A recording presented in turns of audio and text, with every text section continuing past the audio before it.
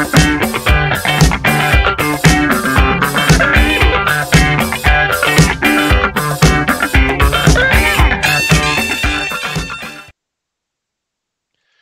hello everyone, and welcome to Comics News Today. My name is Chester C. Busby III, and I am very happy to be with you and share the news of our comic world. And of course, I am joined by my friends up here on the panel. We, of course, have the chairman here, and Mr. DeWolf. Nice to see you today. We have the Denali Lama, and of course, we have Todd, the creator of Ignition and many other things. And actually, we're going to start right off with you, Todd. You created quite the beautiful piece in memorial of Stan Lee, and we'd like you to talk a little bit about it. I'm going to put it up here and let everyone check it out. So tell us about this piece and tell us about what's going on with it. Thank you, Chess. I really appreciate that. I was lucky. It was just something.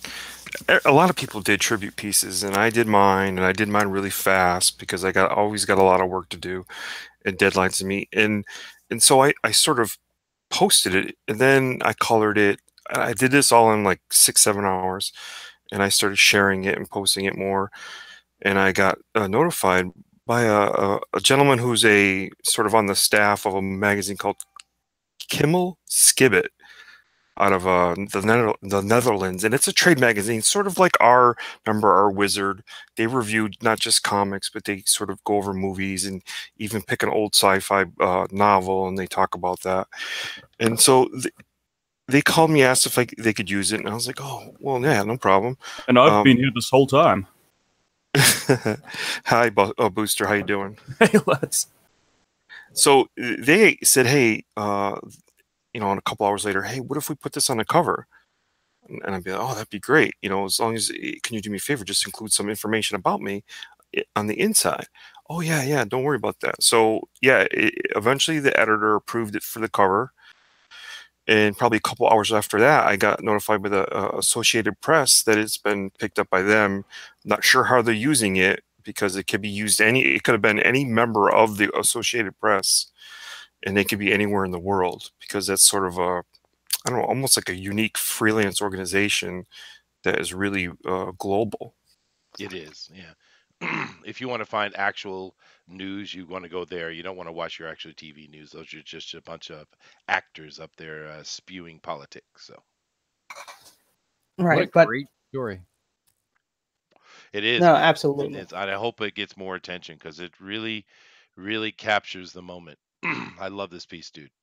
I've been saying, if you guys see this on Twitter, please share it forward, and let's see this get more and more, reach throughout the Twitters and throughout the world. I'd love to see this be used. And now, DeWolf, you made a very interesting observation with this piece of art. Could you go ahead and tell the folks what you had said to me earlier? Oh yeah. The fact that you've got the Watcher in the glasses, it means that he's standing in front of the Watcher, right? And so it one of the two, in the fact that either he's standing there receiving the stories of Marvel, being that Stan Lee is one of the greatest storytellers of the Marvel stories, that he's receiving the stories from the Watcher as cataloged by the Watcher, right?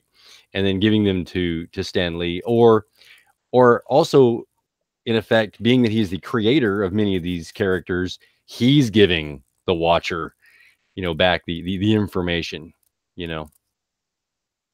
Yeah, I also saw it as the Watcher is leading him on to heaven, is how I had seen it. But I was talking more about your comment, and we're going to ask Todd what he did in a minute. But I'm going to, what I wanted you to talk about was the comment you said about the buttons, dude. Oh, that small little comment. Well, it's a small comment, but it's an artistic thing. It's, I guess maybe it's one of those tank ferret type of an observations that he always talks about. His button-down collar is not buttoned down. The collar's open. The buttons aren't being utilized. And Stan Lee was kind of a free guy. When you hear him talk about some of his stories and things of his past, he enjoyed life. He wasn't just the straight or the square, as they used to call them. And so I thought that just having the collar, the buttons open, really, captured a little bit of that aspect of him, while at the same time you see further up in the art piece there, this is a serious, kind of a serious look on his face. Either he's, thinking something serious, or something is, it's not just completely jovial, while the collar still has that more loose aspect of Stan. Yeah. Now, Todd, we'd like you to give us a little bit of information, but we don't want to break the illusion because, art is seen by different people in different ways. So we don't want to break the illusion of that. But just kind of real quick, what is the intention of the watcher sitting in the glasses, man? Well, I knew there was somebody going to be in the glasses. That was pre-planned out, but it just fit that I chose the Watcher, and it is sort of, you see the light that's past the Watcher, reminiscent of heaven, and he's everyone always assumed there was like this fan theory about who Stan Lee was in all these movies. That how did he appear? And it was like this Watcher character, and that's what he was. And then you see him sitting. So they took on that, and then you see him sitting with the other Watchers. He's sort of in sort of an astronaut outfit. So Yeah. it was sort of me saying, you know what, he's now really one of them. He's now joined them. That's interesting. Whatever they are, that's what he is, and that is sort of heavenly in that aspect of that. And as far as his look on his face, this is really photo referenced a lot. And you talk about the relaxed feeling. It reminds me of after Mr. Rogers gets home and he does, he gets relaxed before he starts his show. So he takes off his sneakers. Yeah. That's what sort of it reminded me of, is now I got my sweater on. Now I got my collar open. Now let me talk to you, That is very cool, man. And Vale Knit comes in and says, "Hello, true believers." Yes, well, Excelsior, back to you, man. We have been talking the past couple of days about Stan Lee, of course, and everybody is, because he's a true American icon. And I'm interested to see what kind of memorial will end up for him, which we should be getting here really shortly, but I haven't seen any news on it yet. Have you guys seen any news? Any news on the memorial? No, haven't. No. Well, we should be probably getting an announcement very quickly, I would think. But yeah, thank you very much, Todd. And by the way, thank you for everyone being here. See, Doom is in here, and Thundaro and Paul, and thank you guys for all being here, and everybody else that's watching. Just keep in mind that, of course, hitting that like button and subscribing certainly helps us, and we appreciate you guys doing that. But the thing that helps us the most is hitting that share button and letting everyone know that we are on. And before we move on and talk to our guys here and look at our news, I did have one other picture I kind of wanted to get an opinion from you guys on. I seen this booster. What'd you think of this? This is John Wick saying, "Be kind to animals, or I'll kill you." I thought it was cute, man. I love it. I like it. I Yeah. love John Wick, man. That was a great series. Can't wait for the third movie to come out, bro. Yeah, me too, man. Mm. But anyway, I just wanted to share it. I saw it at Denali had thrown it up. I thought it was worthy of showing because it's funny. But anyway, now guys, we're going to be getting into the news here real quick. But as always, I like to see how things are going in your part of the world. So Denali, tell us, you got a nice day over there? Nice and sunny? I know I got a beautiful sunny day here. It's a busy day, quite busy, sunny, hot, humid, but raring to go. Sunny, hot, humid in November? Oof. How about you, Todd? How's it in your part of the world? You got a nice day you had? For me, it's the morning, so. Well, it looks like it's going to snow tomorrow, so we're getting that sort of Sweet. gray. Yeah, it's really, really dark and gray, and you can kind of smell like it's in the air, and it's definitely fall and close to winter. That is awesome. I don't get snow over here. I really miss it. How about you, Booster? You and I are over here in the similar time zones. It's a beautiful morning for me. How's it for you, dude? It's a little crappy. My allergies are going crazy. My nose is bleeding. Yeah, you know. So I'm just bloody swell, quite frankly. Well, that's good to hear. It's good to hear. And of course, where the rest of us are coming into winter, you're coming into summer. So, what's your favorite It's true. season, man? I like autumn. It's not too cold. It's the only time when my allergies aren't going nuts, and everything's dying around me, and it makes me feel alive and superior. Yeah, but the Shire must be in beautiful bloom, and the gardens are all full of vegetables Do you and want to start a everything. fight, Chester? Because this is No, how you start a fight with a short-armed hobbit. I know I wouldn't want to do that. The Shire's got good mead as well, so it's, I want to come visit. Stay away from my bloody Shire, mate. Oh, all right. Sorry, I'm uninvited from Hobbiton land. How about you, DeWolf, man? How's the weather over your part of the world, man? Well, since we're flipped over from Booster, it's been cold. Well, wait a second. No, also from Florida, it's cold. It's Yeah. been cold. It's been very cold. Oh, But okay. just around freezing, you know. So I think we're gonna be all right. Yeah, no, I love the winter. That's my favorite season. But I see William Reed is in here. Hello, you beautiful man and that beautiful beard.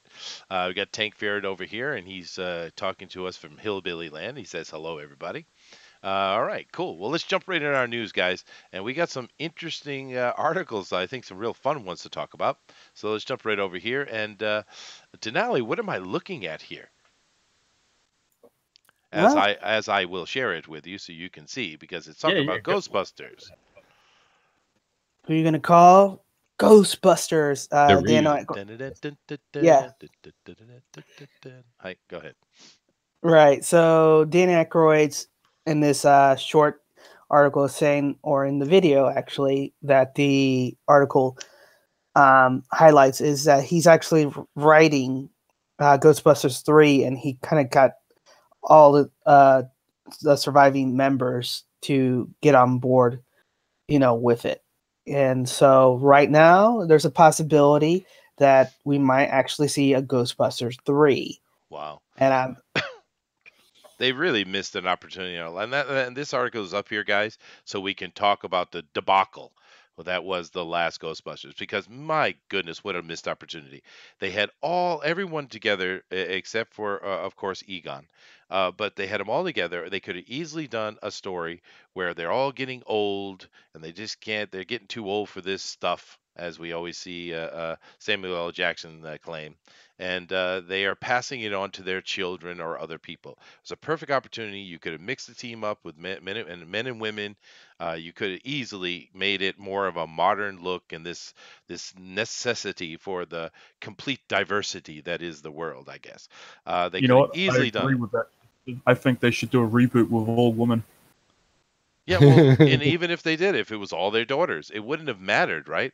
They just, all it is you're handing it off. But no, what did they do? They took it, they basically rewrote it in such a way that the first ones didn't happen.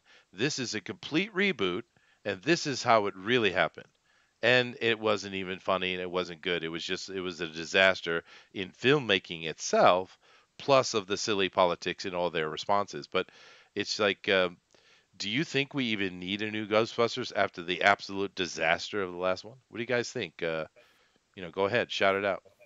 Yes. yes, Yes, and I'll tell you why. Because it's the real Ghostbusters, and just like you said, the geriatric Ghostbusters, this is comic gold. Hmm. You know, you don't often need a sequel that's right after another movie. Hey, it made a lot of money, let's make another one. Well, they did that. They did Ghostbusters 2. It had its good points, it had its bad points, and now it's years later. It's a lifetime later, and you can come up with an entirely different plot.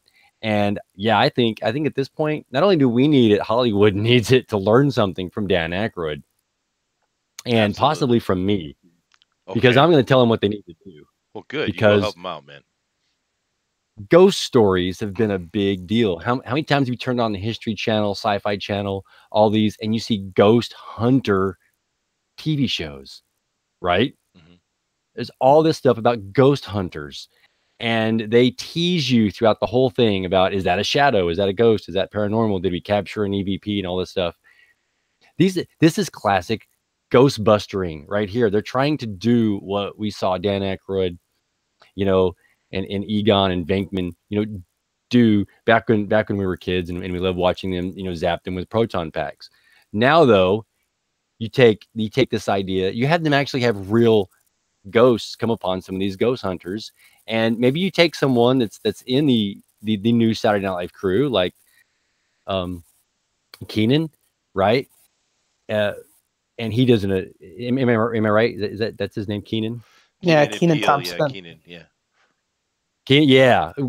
He is such a funny guy. Have him be one of these ghost hunters, and they all get scared. You can maybe throw in some different, obviously you're gonna have a lot more actors than that. Throw in some women too. They get scared and they need to actually bust some ghosts. So somebody remembers way back when there used to be these guys. They look them up. They don't want to do it, which would be funny because they didn't want to do this movie anyway, right? Especially um, Bill Murray. Bill Murray. Bill Murray. He's a very difficult human, but yeah. So you have Bill Murray, the Bill Murray character, not wanting to do this. They're old. They take their time to get on all these packs and everything, and then then through that they hand over to Keenan and Chris Pratt. What have you? Yeah, yeah. They easily can pass it up. Yeah.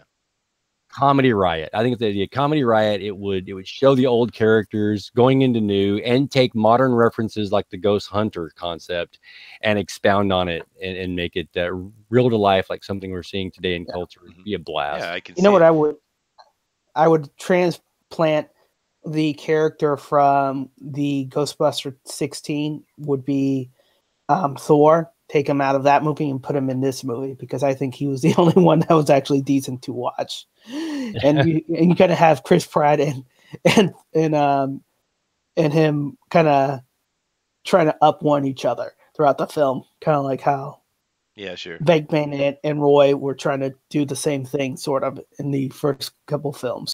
Yeah, absolutely. Yeah, no, and it's really sad that happened, and I hope they can recover it because the original Ghostbusters, from a filmmaking point of view, is actually a near perfect movie. I mean, the pacing, the comedy points, the action points, the horror points, the dramatic points. It's a really great movie, aside from being a fun movie. I really would like to see if they couldn't capture at least some of that, what do you think, Todd? Are you a big Ghostbusters fan, or are you like, eh? No, I am a big Ghostbusters fan. Obviously, that was when I was probably in my teens. But the one thing I do want to say, my gosh, DeWolf, there's a writer in you, boy. Yeah, no, he's got good ideas. Yeah. Yeah, we'll talk. We'll talk. So, yeah, no, excellent. And Booster, now we know you're a foreigner and all, but do you guys ever get Ghostbusters down there? Yeah, well, of course we get Ghostbusters. We get all your bloody movies over here. But you gotta understand, this was well before my time, eh? So I have watched it, but it has been years, and I didn't watch this kind of thing repeatedly, So I can't remember anything about Ghostbusters, I'm afraid. Oh, that's okay. You're a foreigner. We won't blame you. It's all right, man. It's good. No problem. Is this racism right here? Is this the racism of low expectations? Just because I am a wee Kiwi boy? I think I would call it classism, but whatever makes you happy. But come on over here to the chat. Tank Ferret says, because I said he's over there in his hillbilly lands, and he says it's Deliverance reenactment weekend up in these parts. Woo! All right then, enjoy yourself. He says, "What's poppin', Todd? Are you popping?" Hey, Todd? what's going on, Tank?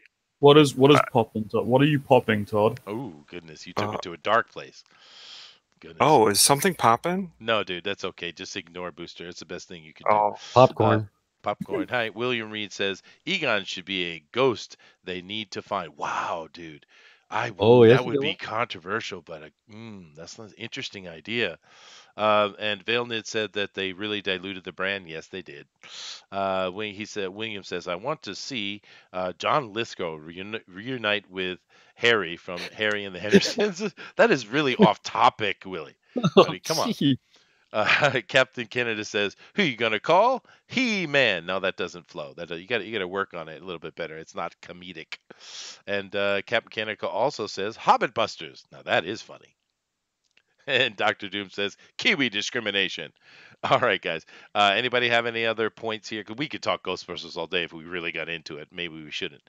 But any other comments on this before we move on to the next story? Let's move on. Sweet.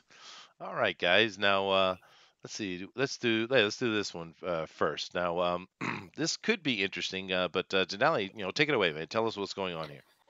So yeah, so from superbrosmovies.com, they're doing the exclusive plot details for Todd McFarlane's new Spawn film. So basically, Todd McFarlane was talking with these guys, and he mentioned, well, part of the story is it's going to be following Twitch as he tried to seek vengeance and kind of destroy the criminal underworld that caused the death of his young daughter. And he'll be partnering up with his partner, and throughout the whole thing, he'll eventually meet up with Spawn, who's in the background. He's kind of like the Predator and Predator 2. They're trying to do the whole gang things.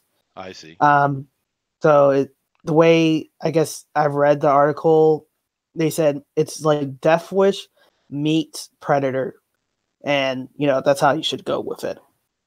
That sounds interesting. And, Todd McFarlane has spent his entire adult life trying to get Spawn into everything and anything he can. This guy literally has wasted so much of his life trying to do this. Now, he did get a movie out that was all right. He had an animated series on HBO, which was really good. I liked that a lot.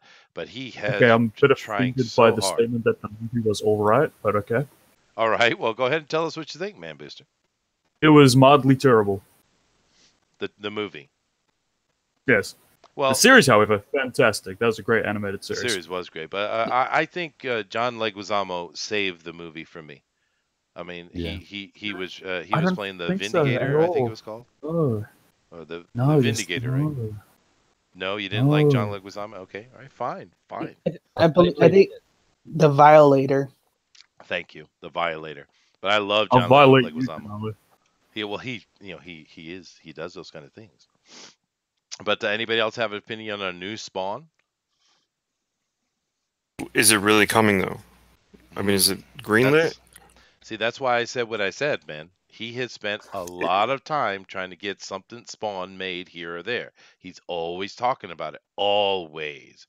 And I'm Right. like, I'm guessing this is sort of Blumhouse type idea of use $10 million and hopefully make $100 million. did I say Pretty it was low much. budget? Yeah. Yeah, they got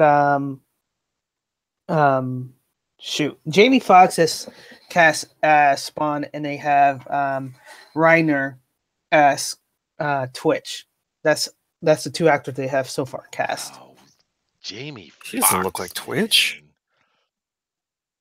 I don't know. Jamie Foxx, haven't we learned anything from The Amazing Spider-Man? I mean, come on, guys. Jamie Foxx is not this guy. He's good at other things, but he's not this guy. Hey. Django was amazing. Was it? Was Yeah, it? you not seen Django? Of course I've seen Django. And I thought it was Oh, man. just pompous pop art. I loved it. I bloody loved Django. Same with Baby Driver. He was fantastic in that. Baby I Driver reckon was Jamie, awesome. He was cool in that. Yeah. You're right. Yeah. I think Jamie Yeah, Foxx he is a was. great actor, bro. And I'd love to see him as Spawn. Now he's hit and miss for me. I mean, sometimes I love him, and sometimes I can't stand him. And I think I'm a little bit maybe I'm a little bit bigoted toward him in a way because he is a full-on bigot. He is a he hates white people, and he loves talking about how much he hates white people. So I automatically have a little bit of angst toward him because I am bigoted toward bigots, or should I say I am biased against bigots. I don't like it. I don't even know any of this. Why did you have to ruin Jamie Foxx for me? I'm sorry, but he is. He's a It's full-on one of bigot. my Go favorites. a completely different direction. Maybe one of the differences between the original Spawn movie and this one is the fact that CGI is so much different. The ability to make a movie that represents the superhero concepts that we've now seen in the MCU can actually translate Spawn in a way that will make this better, as long as the writing is still good, of course. Well, and they're also focused of not telling about 60 issues worth of comics in an hour and a half film. Right. Yeah. Well, I wish him luck though, right? I mean, I'd love to see a really cool Spawn, man, and I hope Jamie Foxx does. Like I said, there's some things I love him in. But what about you, Todd? You haven't weighed in on this yet. Yeah, okay, if you guys read Spawn, because I mean, eventually I stopped. Pick the best 10 issues. Like, what's the arc that you think they should do? I don't know Spawn well enough to answer that question, dude. I don't. Anybody here? No. I think would it be issue like from 5 to 10? Maybe. Okay. He really wasn't that good of a writer. He got better, but in the Well, first early issues, he was sort of feeling his way. I know he wrote Spider-Man, mhm. and of course, like you say, Spider-Man had a history, had a baggage. It's sometimes almost easier to write a character that has that you sort of can picture that person's voice in your head. When you start out with something new, and you really want to flesh him out to especially in issue 1 to your audience. That's a lot different than writing Spider-Man. Because Spider-Man's sort of ingrained in all of us. Yeah. I thought his early issues were really, really bad. Well, I only know the animated series and the movie. I never read Spawn. I thought the art was great, but I'm sure I picked up a comic, but I didn't like it. But I loved the animated. The HBO series was awesome. I loved it. And William Reed over here is the Willy Mammoth himself, says that the new Spawn movie won't be a superhero movie. It will be a horror film, which is good. I think that'd be good. Right. That's why they're following Twitch and why they're doing Predator. Even Predator was an action film. It had elements of horror into it. Who is Yeah. Twitch? Twitch is one of the cop. the cop. The one with the Yeah. little Oh. Hitler mustache. Oh, okay. All Yeah. right, I get it. Yeah. And that's why I mentioned Blumhouse, because he does those, like he did Halloween, and I don't know how many millions he did it for, but it made 100 times more than it cost. Now the So that's why I thought, Blumhouse movies, horror. the Blumhouse movies, they do a good job with their small budgets. Some of their movies are actually really good. Some of them are really, really bad, unfortunately. But Right. yeah, no, it's cool. Yeah, so it's supposed to be Sam and Twitch. So most likely they're probably going to follow Sam and Twitch storyline, and then have like again the Predator aspects, which is Spawn fighting in the backgrounds until the full reveal towards the end or something like that. All right, well, we'll keep an eye on it, like so many other things, and see how it develops. Let's move on to this other thing here, and this really is just more of a silliness on the internet, which the internet is full of it. Here we have Brie Larson, and she puts a little tweet out. She says, "Thinking about Stan, what a legend. R.I.P. Rest in Rip, peace." she says. Rip. That's And then we what have is she? well, hold on a second. Now, they have people here. Is this actually real? I kept telling y'all, Brie Larson always been a trash person. What's this here? Sweet baby Jesus, talk about being insensitive. Okay. Yep, it's real, and I've always known that she's a garbage human being. Well, goodness gracious, she's done something horrible. Let's go back up to the picture and see what the nightmare of Brie Larson has done to the world. Oh goodness, I wish she's sitting here. And if you guys don't know, Brie, this I'm a little bit of a master of understanding the Brie Larson expressions here because they're hard to read. I know, but here we have an expression, and this is sadness. This is Brie. This is sad Well, Brie. I thought that You- was pure joy, Brie No, Larson. no, I think this- that's where most of the joy is coming. No, No, I no. think that's where a lot of the confusion is coming from. This is like an expression of pure joy as she's talking about Rip Stan Lee. So No, that's no. probably why people are angry. No. This This is. Go ahead, Denali. I was gonna say you're a regular Brie Larson whisperer, I am. and we can see how you study her faces by watching it so many times on that trailer. You kind of picked up her little subtle cues. And there's many other things going on here as well. She's tipping a glass to Stan as, cheers, good luck on your journey to beyond the veil, Stan. That's what she's doing here with her hand. And of course she's got a little bag which says Brie on it. Yay, we don't know who you are, but now we do. And she's got her little fluffy laces and everything. Yeah, this is just an expression of I'm so sad. It's so sad. And then we look at what she says in her comment, right? We look at this and it's Thinking about Stan. Yep. Okay. What a legend. Yep. Get it? Tip into the glass. Rest in peace. Mhm. Awesome. Yep. Sounds good. Looks good to me. So what is wrong with these damn people? You know, and you gotta give it to him, give it to her here at this point, because we're not necessarily the biggest Brie Larson fans. We've talked about, No. Captain Marvel, the movie, and her acting, her expressions and things on it. We're not necessarily the biggest Brie Larson fans, but also you have to look at it straightforward, like Chester is saying with the words there. She's saying he's a legend. She's saying rest in peace.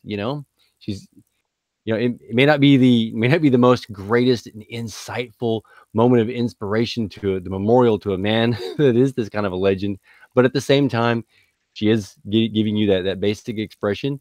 And well, I said basic expression. um, but there does seem to be some sort of concern, if not sadness. And I think the concept of cheers that you throw in there is a nice one. So I like to do, give someone the positive benefit of the doubt. I don't think that what she did is worth this much ire from Twitter. No, it's the typical nonsense. We saw it all yesterday when Stan had passed away, and we saw all the idiots coming on and saying he's a racist, and it's like, yeah, Stan Lee is well known for being a champion of civil rights. You moron, you absolute morons, right? The dude is certainly conservative in some ways, but he actually was quite liberal in a lot of ways. That's Stan Lee. But yeah, no, this is actually a lot of emotion coming out of Brie. We don't see this much emotion out of her normally. She is expressing sadness here without question. hmm Any comments on this, Todd or Booster? Uh, No, it's just uh, stupid internet that's stuff. all I can think every time I think Brie Larson and any of her hot takes. It's just. Is Well, there a more convoluted character in the Marvel universe than this character who's been how many different well, superheroes? they have Yeah. convoluted, especially the past few years. This is true because they can't even decide what type of feminist they want her to be. Recently, they've gone from the Amelia Earhart type, which would be fine, down to the hardcore lesbian dyke, going to destroy all things that are man type. I mean, they have no clue what they're doing with this character, and of Whoa, course, easy, this, Chester. huh? Ding. Oh, what did I say a bad word? I think Yes. yeah. Okay, fine. So I got to catch up, Booster. It's a I lot of mean, work. listen, not only is she convoluted other characters that were fine like they were, Yeah, right? that's true. Yeah, no, So it's a hot mess, dude. She's destroyed like 3 or 4 other characters that were really perfect the way they were. Well, Rogue did it first to her. True. That's funny. Well, anyway, it's just stupid internet stuff, guys. Because yeah, there's nothing wrong with the picture, and there's nothing wrong with the comment. It's a pretty standard thing from a Hollywood celeb or a celeb of any kind, making sure they get their picture out there ahead of all the news that's important. And Stan Lee being an American icon, a true American icon, of course you have to make some comment, or otherwise people are going to question why you didn't. Because if she didn't do this, I guarantee we would have seen people, where's Brie Larson's opinion? Especially because she's in the news because she's got a movie coming up. Anyway, let's do one more before we go on over to Indy Cron. And now, Denali, I am very happy about this. I'm excited even. And please share. So from Deadline Hollywood, they report that Wild Cars, 2 TV series, that's 2, based on George R.R. Martin's anthology books with different writers, are in work at Hulu. Okay. Now, tell us what you guys think about all of that. What do you think, DeWolf? You know the Wild Cards series from Martin?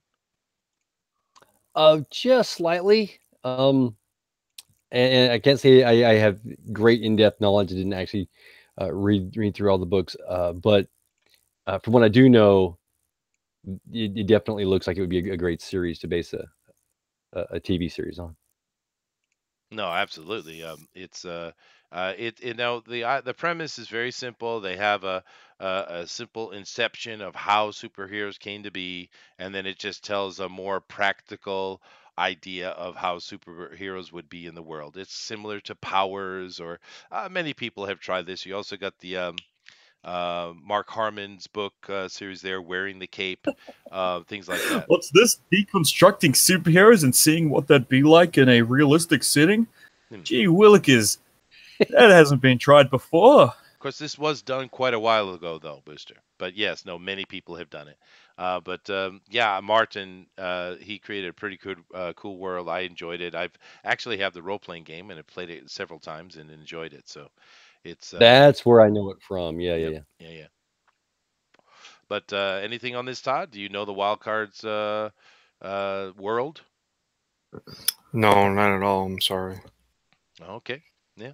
I'm looking forward to it. I'm excited because I know this world in depthly. I understand its cosmology completely because I've run the role playing game so many times. I really understand it. So I'm looking forward. I got the role playing book sitting right here next to me, and I'm Cool.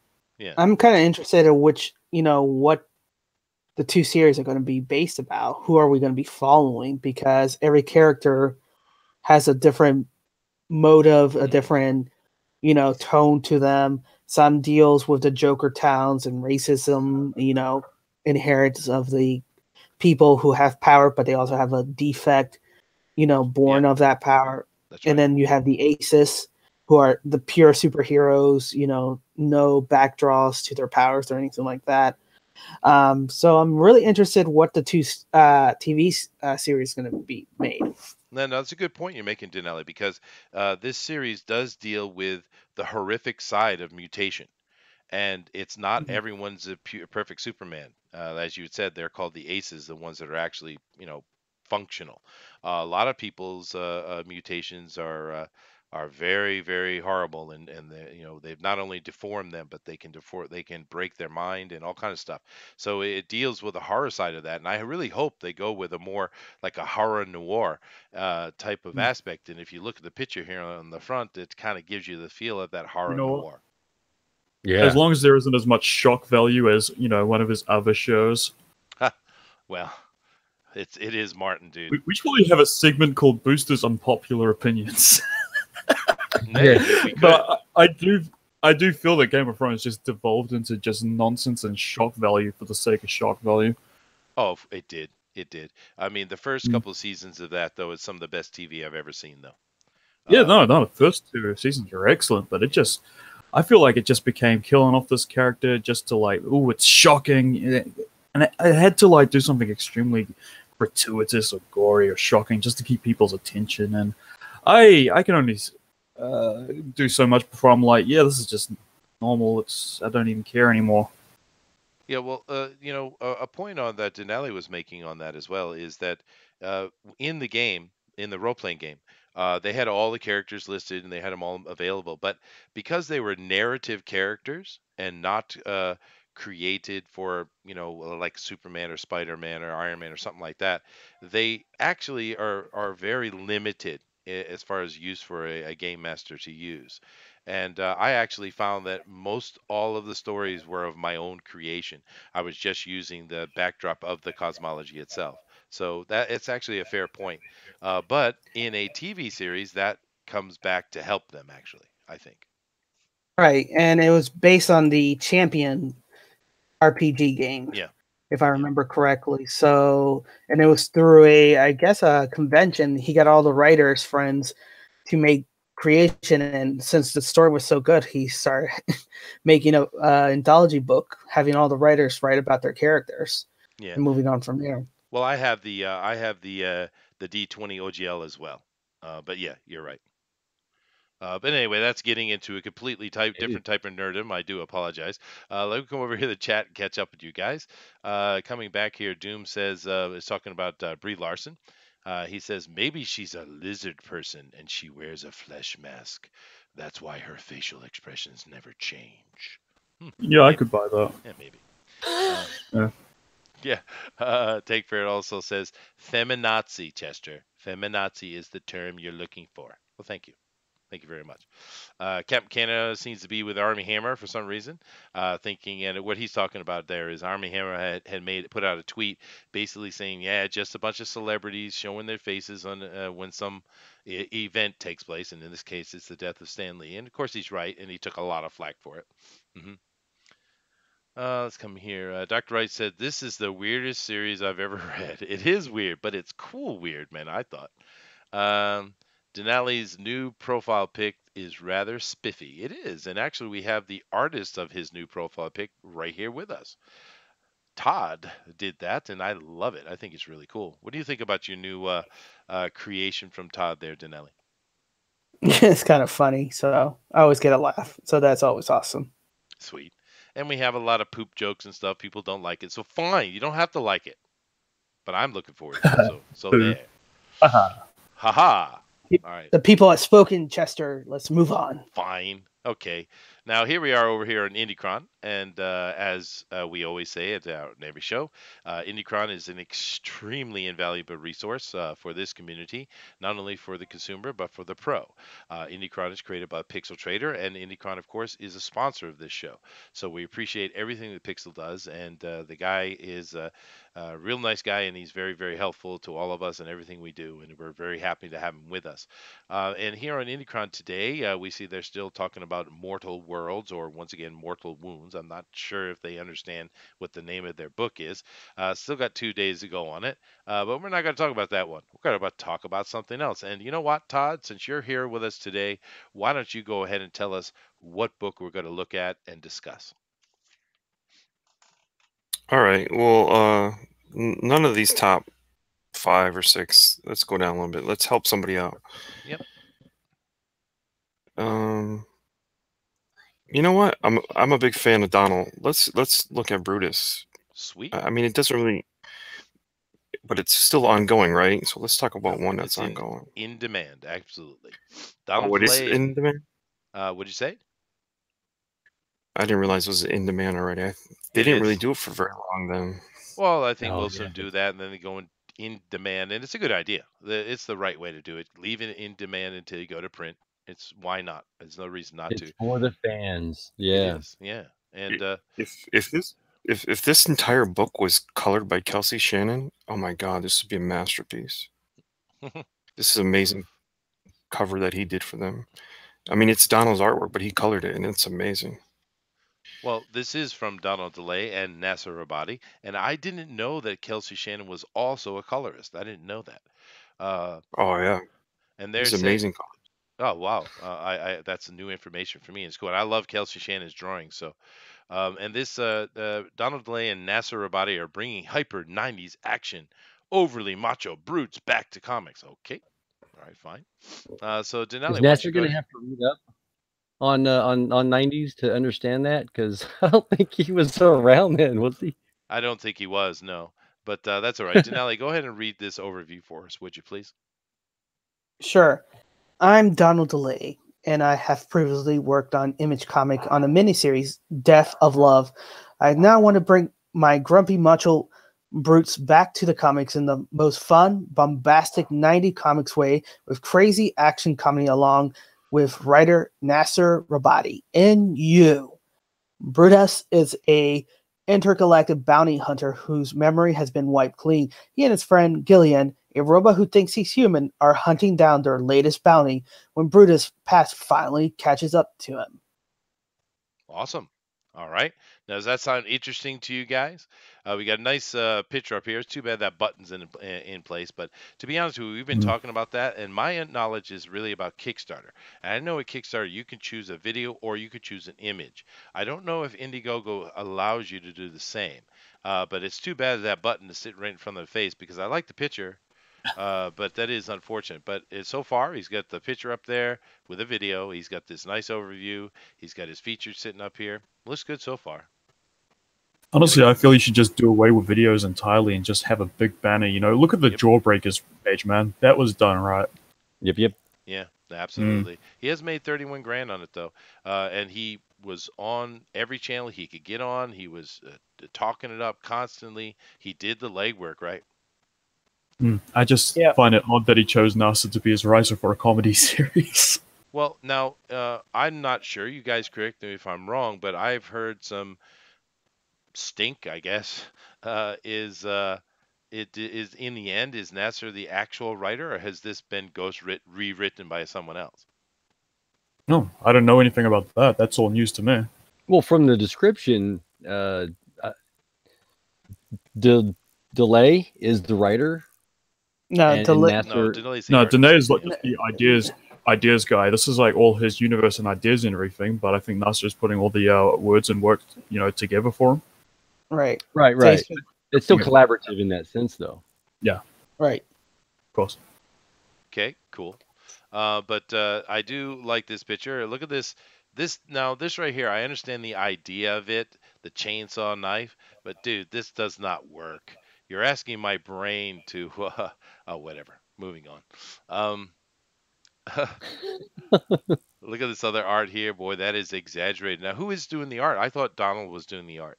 It is. That- it is. that is. Okay. And that's his coloring. Yeah. Okay. Yeah. It's very stylized. It's very. Look at the corded muscles and all those veins. It's an interesting I love style. it. Yeah. I It's love like the. Johnny Bravo It's just takes over the steroids. top. It's so crazy. He's going for a Lobo thing. This is heavily inspired by Lobo, and we know Donald DeLay loves Lobo. And I love the Johnny Bravo reference, by the way, Dwolf. But it's cool too because this picture, You're you a know, mama.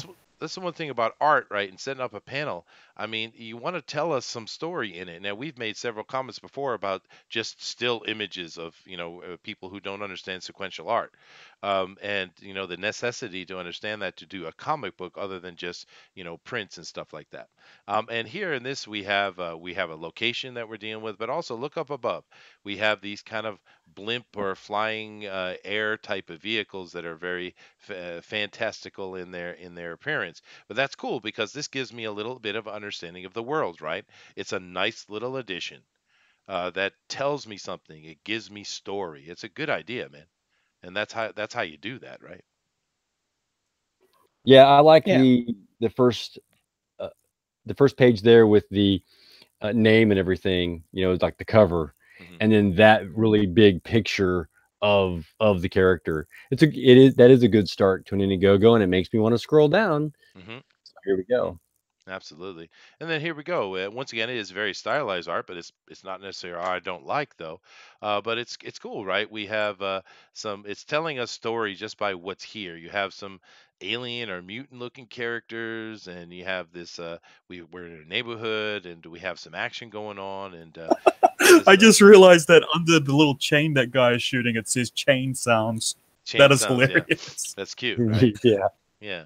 It's Yeah, very and he's tongue-in-cheek. drawn it all. He's not using like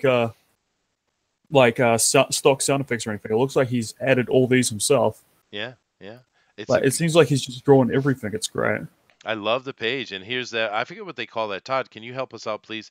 What do you guys call it when you have in the same panel you have the motion of the character being drawn several times, like we see right here? I know they usually fade it out when they do that, which they haven't done here. But what do you guys call this?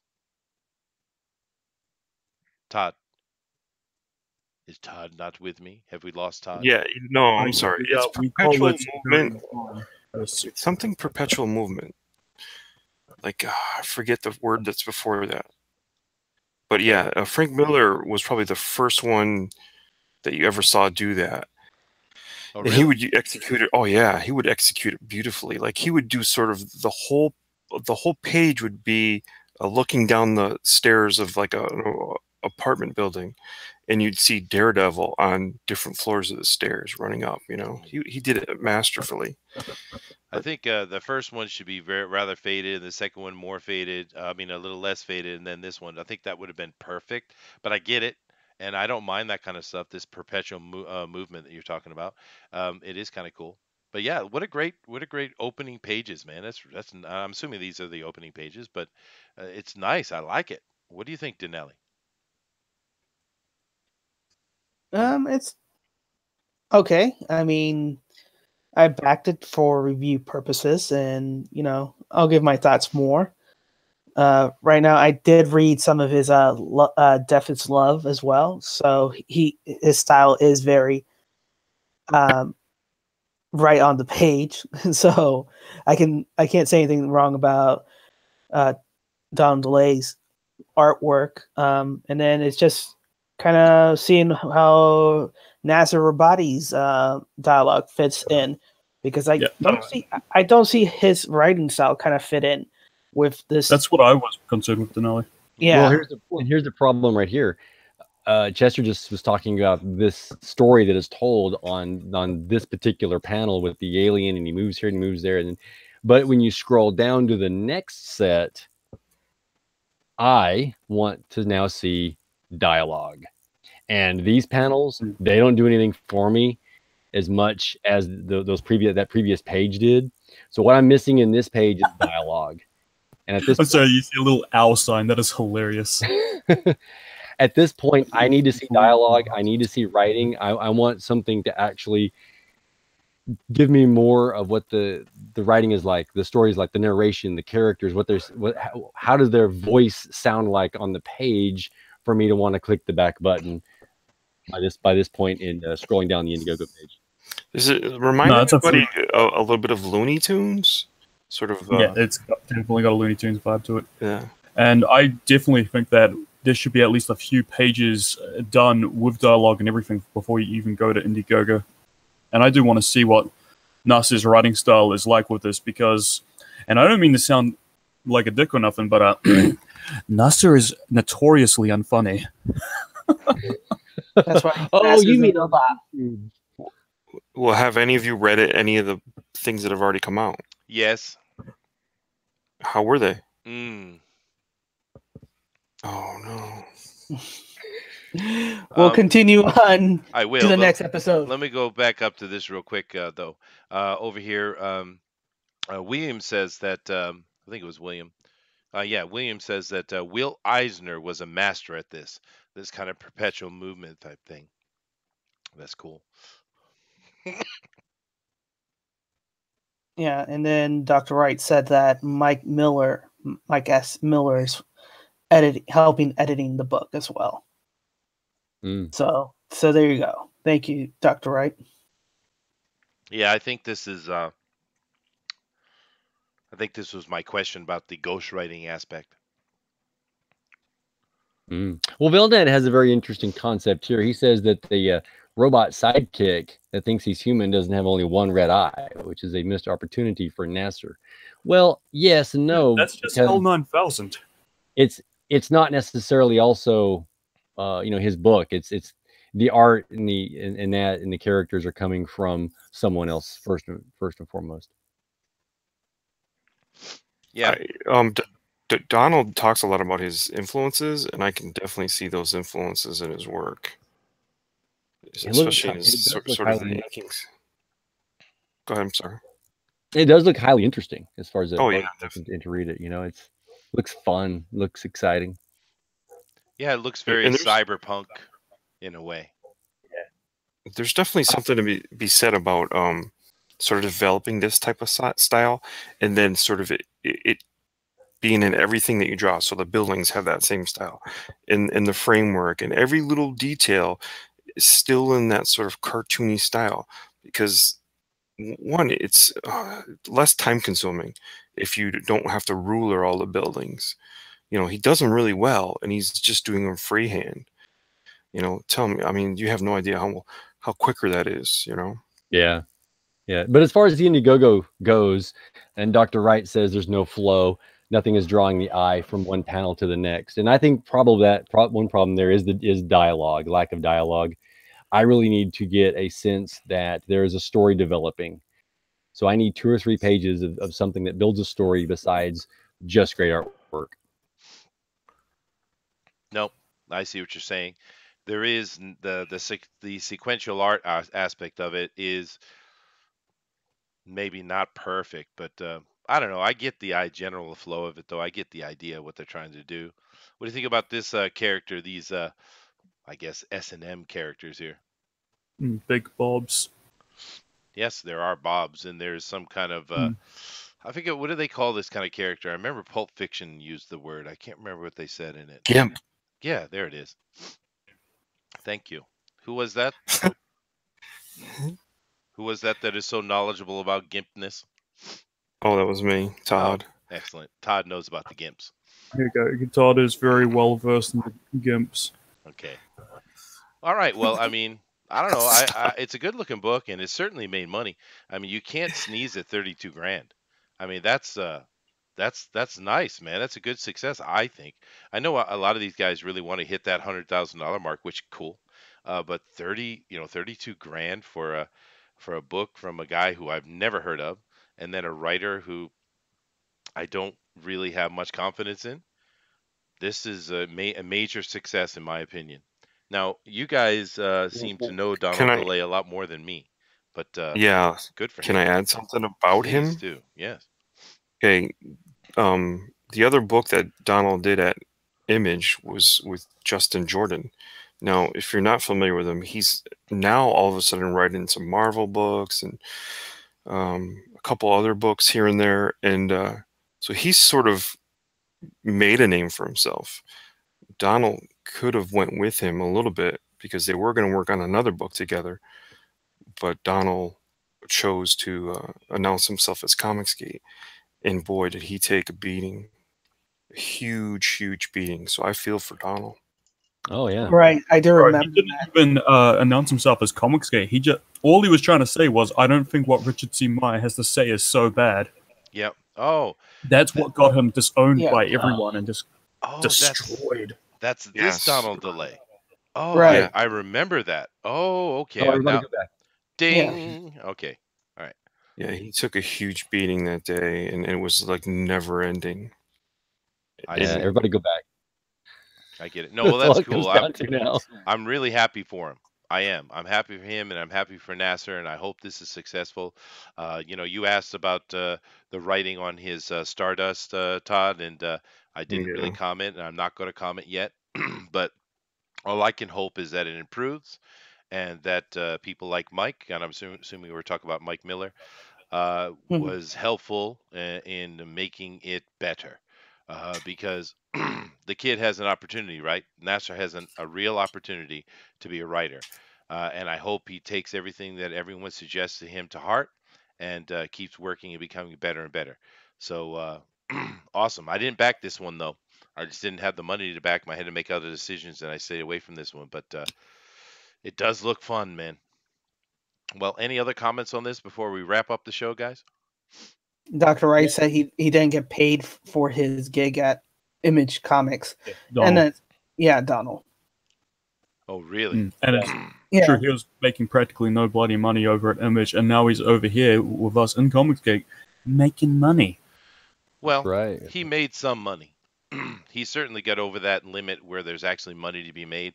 It's not a lot, but he did make a little bit of money. But I think what he really needs to rely on is the art looks good, looks fun, and if the writing is up to snuff as well, then people will buy the next one. And that's the thing we keep saying, right? We're not going to buy these books just because someone tells us to. We're going to buy them because they look interesting to us and because we want to support you.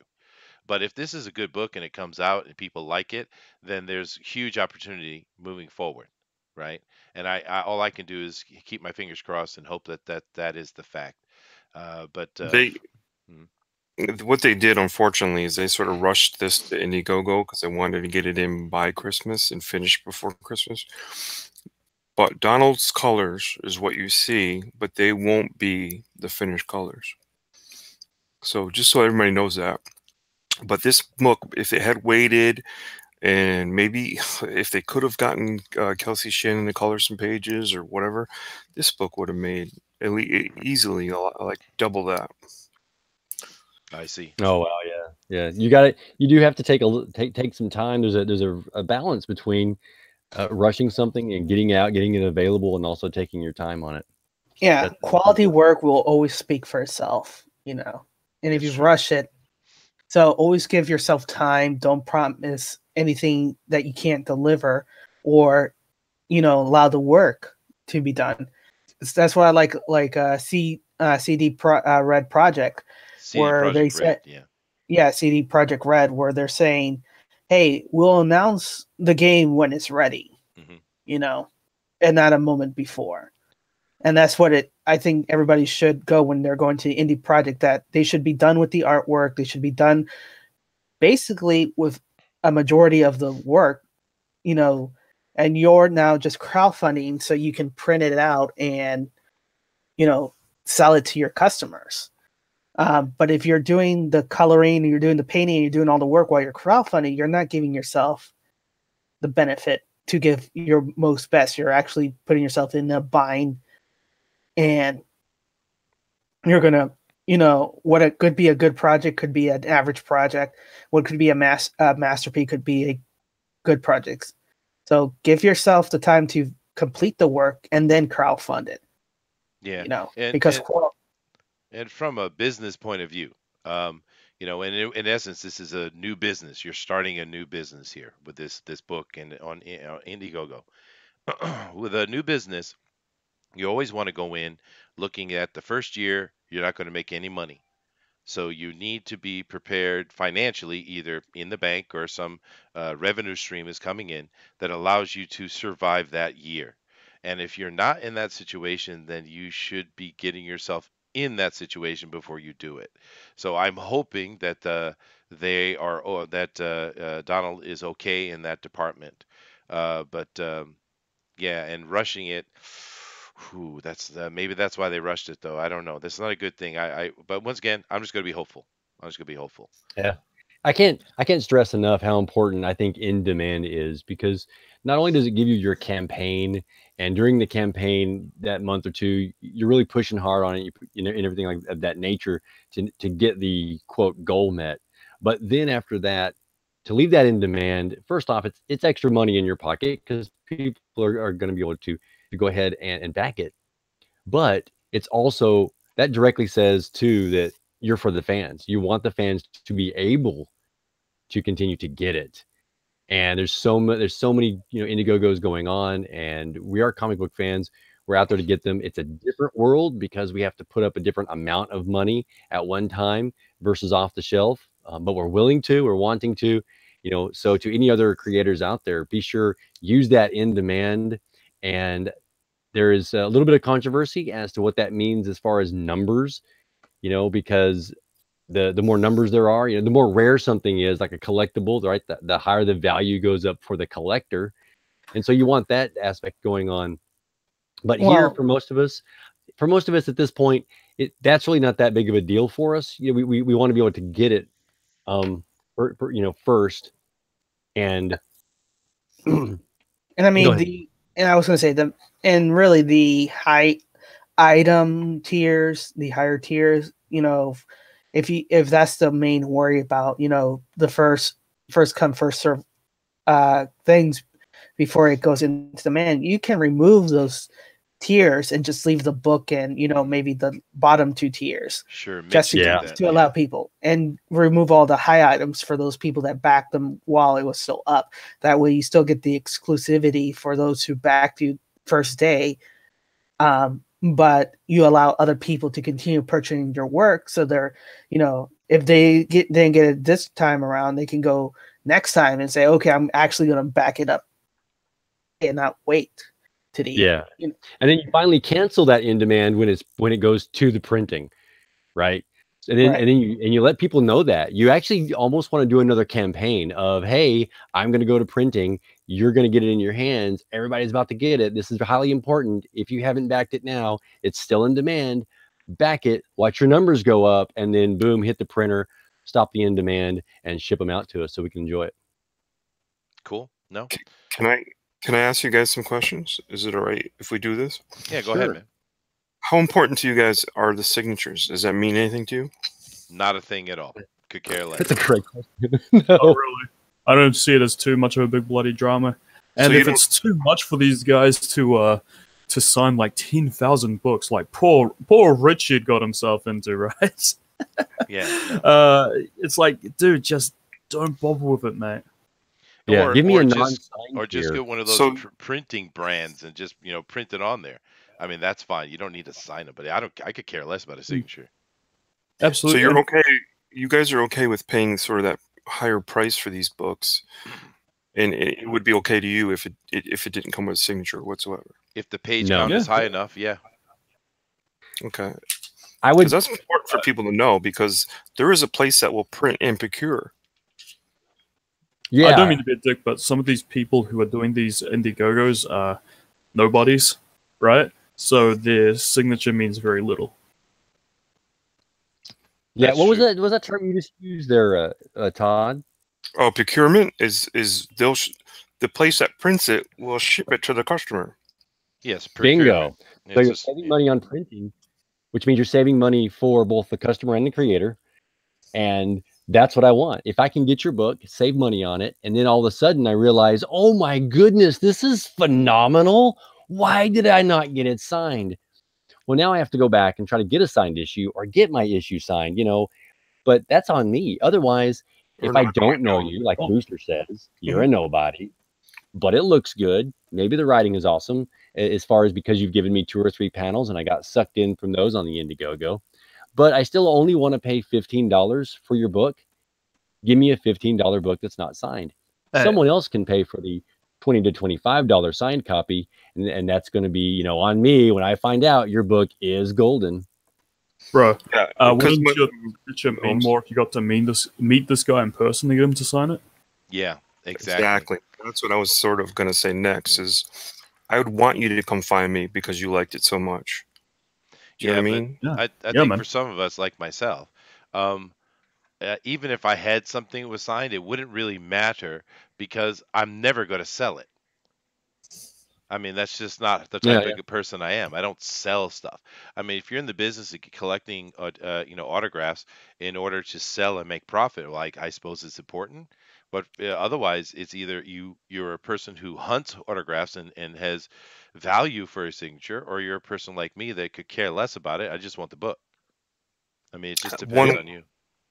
Doesn't matter how big I would ever get, I'd never charge for my signature. So that's kind of the other flip of the coin is, so do I have a lower tier, unsigned, let the printer procure the book, and if you really ever want it someday, you'll never have to pay for it. If you put it in front of me, I'm going to be overjoyed. Yeah, and that's what Because the you, chat is saying, dude. William's saying Yeah. I'd rather have them sign it in front of me.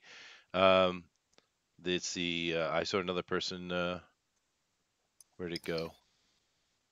I only the only Comic Gate books that I have backed have signatures. Yeah, that's true. They all do have signatures. So for Vailnet, it is important. I think it really comes down to the person, man. I would just say just have the options for those Yep. who want the signature, and then the options for those who could care less. Yeah, and that's also what I plan.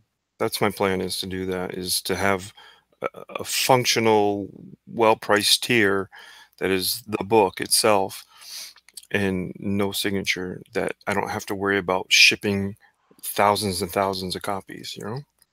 Yeah, how do you expect poor Richie to bloody sign 10,000 books of Jawbreakers? It's going to be ridiculous. Yeah, no, it is ridiculous. And, like I said, I think it just depends on the person. But I do want to say something, though. Tank Ferret is leaving, and he's going over to get ready for the Drone Recorder tonight, which is starting in less than an hour on Blacklist Universe, Mike's channel. Tank is representing the fans with his amazing, amazing Vash character that he drew. And I hope everyone wishes him luck. And please, all of us over here as the fans, let's go over there and support Tank, please. Those guys have their little cliques that always vote for them, like John Malin's militia and stuff like that. Now, of course, if it's not good, I suppose, but it's going to be great because Tank is amazing. So go over there and support him. Let's be his votes, please. So good luck to you, Tank. Before we go support him, can we do one thing? Can we give a shout out to James's channel, who has Val Merrick on right now, who's the creator of Howard the Duck and other creations. Because he only does about an hour show. And he has a lot of subscribers, but they go back a long way when he first used to do like some animated stuff. So let's go give him support before we have to show up over at John and Quarter, because he could use it. Well, drop the link. You got a wrench, dude. Drop it. Okay. You bet. Let's see right here. We do have to end the stream, but let me come over here real quick to the chat. And William says if they took the time to find and buy my book, I would be honored to sign it for free. Yeah, there you go. Joshua says, I think a lot of backers would have asked not to have their Bigfoot Bill book signed if that was an option. Ha ha ha. Dirty hands. I guess that's a joke. Oh. Valentin says, with Mike Miller's present campaign, you can get the stories for a lot less in earlier forms. The only incentive, in my mind, for me, for buying a reprinting would be the signature. There you go. So it comes down to the person. Valentin likes signatures, and it's important, and it's not to me. And I think it's just mixed, guys. But I think it's the decision. If you think you can handle those signatures, go for it. I suppose it's a innocuous thing, unless you're Richard and having to do 10,000 of them. Offer a tier where the signature costs more, and you can only get and you're only going to be sending out maybe 50 of them or 100. Yep, cool. All right, guys, we And that definitely makes got to the definitely price get go up. off of here today. We have gone past our hour, which is fine. But we definitely want to get out, let everybody go and get ready for the Drawn and Quartered Pro Edition today, which is a great show, and I hope you guys all show up there. And once again, support Tank Ferret, go. But No, of course. yeah, and one of these days, Booster might be over there to rattle their heads. Oh yeah, if you let me bloody be voted for. Oh no, I won't do that. But anyway, thank you very much. Of course, you can find me and DeWolf and Denali and Booster. We're always over here on this channel and on Fanspeak on Facebook, and we're always willing to help. And if you have any questions or you want to get involved, we have all our links down below. You guys can come in and contact us very easily. Please use them. We also have the podcast, and we also have the donations if you want to help out with having giveaways on the channel. And of course, Booster is with us as well. But Booster also has his fantasy plan of getting 1 million subs without a single video. So help him. But Yeah, you should. You should absolutely. Yeah, Do that. I'm gonna put subs please into chat. There we go. There you go. Thank you very much, Booster. That should do it. Yeah, there you go. That'll help. And but other than that, Todd now he has his own stuff going on, and Todd is of course a pro creator. So Todd, why don't you tell people where they can find you? Todd. Earth to Todd. Sorry. It looks like Todd doesn't want any more subs. Yeah, no, he I doesn't. was putting my sub in the chat so that they would know, and I was just fumbling with the mouse. But anyway, I just put my sub in the chat. You can also find me on Twitter at @MarooneyTodd. I have an Instagram. You can find me there. It's everything as far as social media is under my name, Todd Mulrooney. So it's easy to find. I'm not hiding behind any moniker or booster name or anything like that. Oh goodness, that was a direct attack, Fight Booster. me, Todd? You want to fight me, Todd? I will fight you. You think I won't? All right, guys. Well, thank you very much once again. We have a daily show here, the Comic News Today, every day. So please keep coming back. We're loving seeing more and more of you coming in here and sharing with us and chatting with us and giving us your opinions. It's awesome. Tomorrow, of course, we have the new show, but later at 10 p.m. Eastern Standard Time, we will be having the fan edition, which is going to be on Hillel's channel this week and on Clownfish Fighter. And we will during the Journal Quarter, we'll give all those links and all that information for you over there. And of course, we have Fanspeak coming up this week, 8 p.m. Eastern Standard Time on Friday night. But with that said, Denali, go ahead and take us out, sir. All right. Well, like always, your perception shapes your reality. So always make it a good one. Good night and aloha. Later. Aloha.